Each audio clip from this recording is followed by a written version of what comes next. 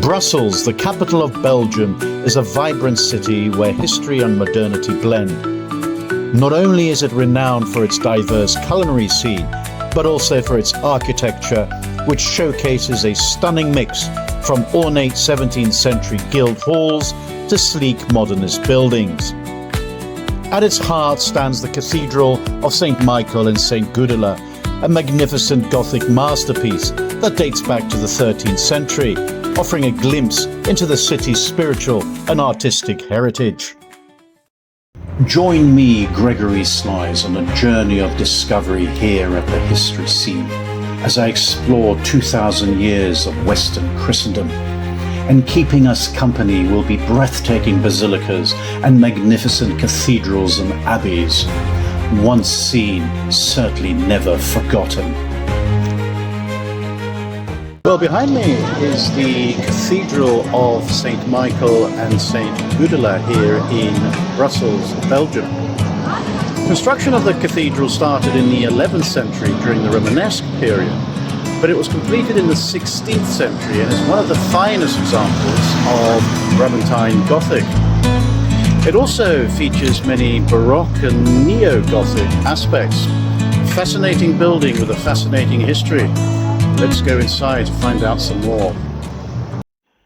Although the exact origins of the cathedral, which is named after the patron saints of Brussels, are unknown, there was most probably a chapel on this spot devoted to St. Michael as early as the 9th century, on what was then a most strategic trade intersection.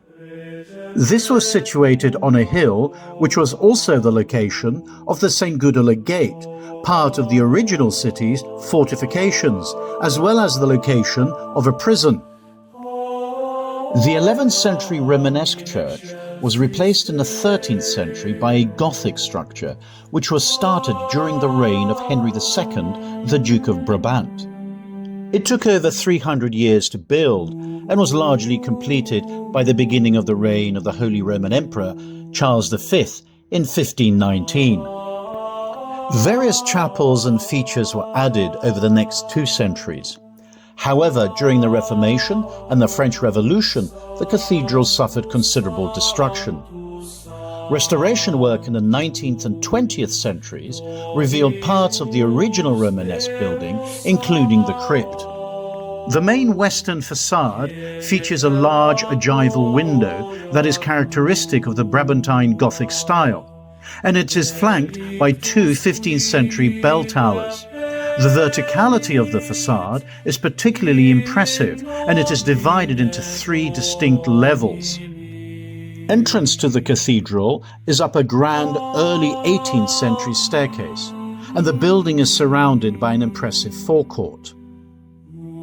The cathedral's floor plan is that of a Latin cross with a central nave with aisles on either side.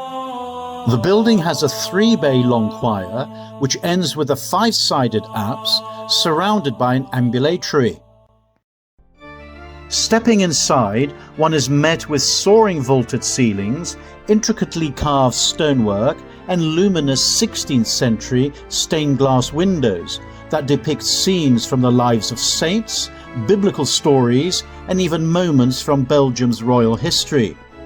Most impressive is the early 16th century window of the Last Judgment in the western façade by Antwerp glassmaker Jan Hayek, based on drawings by Bernard van Orley. The windows in the north and the south transepts are also by the same craftsman, and they depict a number of personalities. To the north is Charles V and his Portuguese wife Isabella, who are shown adoring the Blessed Sacrament, while to the south is Charles's brother-in-law Louis II of Hungary and his wife Mary, who are depicted adoring the Holy Trinity. As one makes one's way around the cathedral, one encounters several chapels and stunning works of art. The late 17th century chapel dedicated to St. Mary Magdalene, also known as May's Chapel, contains a mid-16th century marble alabaster altarpiece by the Brabant sculptor John Mon, depicting the Passion of Christ.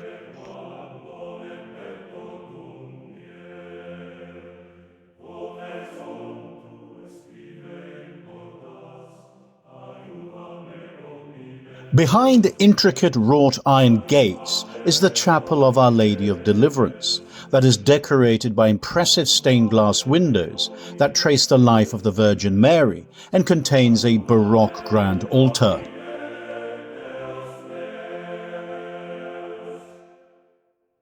To the right of the chapel is a stunning triptych of the Crucifixion by the 16th century Flemish master Michael Coxey.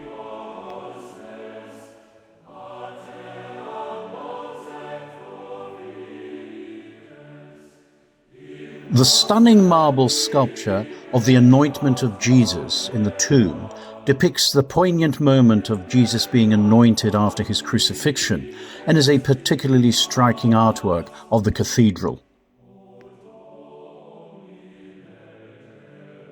One of the dominant features of the nave is the late 17th century Baroque pulpit, carved by the Antwerp sculptor Henrik Frans Verbruggen.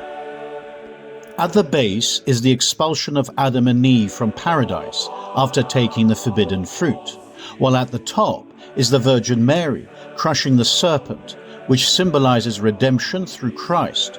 It serves as a powerful allegory of sin and salvation.